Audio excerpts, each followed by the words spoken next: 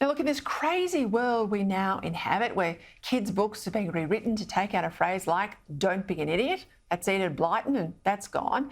Drag queens are reading stories to school kids and we've got to celebrate that. Well, almost nothing now is off limits to the woke onslaught. The latest cultural icon to come under attack is the classic British film Zulu. Now, this is the story of Rorke's Drift, the heroic defence of a mission in South Africa by fewer than 150 British soldiers against some 4,000 Zulu warriors. Mind you, the Zulus had earlier slaughtered a much larger British force. It's an epic story that neither canonises the British soldiers, some of whom are portrayed as cowards and drunks, nor demonises their Zulu opponents, whose salute to their defenders after giving up the attack was intended to show mutual respect.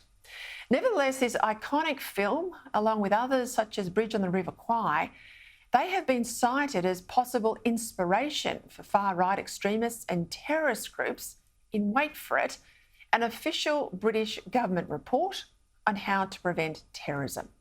Others on this list include the original 1990s version of BBC's House of Cards, way better, I have to tell you if you haven't seen it, than the recent US series, and one of my all-time favourites, John le Carré's brilliant spy story, Tinker Tailor, Soldier Spy.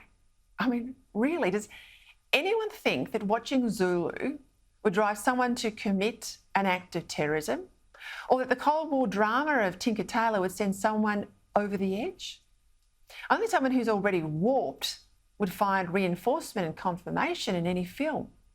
Official anxiety about this film strikes me as part of the tendency to look for right-wing terrorism and its sources as a way to balance the appropriate campaign against Islamist terrorism.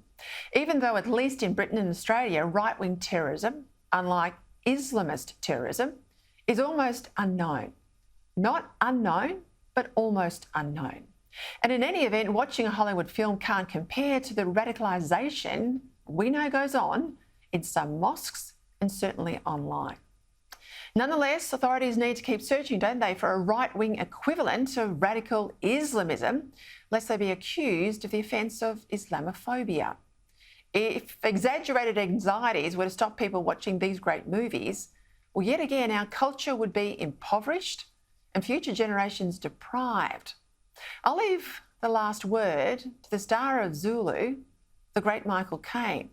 When asked for his response to news that his movie was supposedly a text for white supremacists, he says, "That's the biggest load of BS," he doesn't say BS, "that's the biggest load of BS I've ever heard."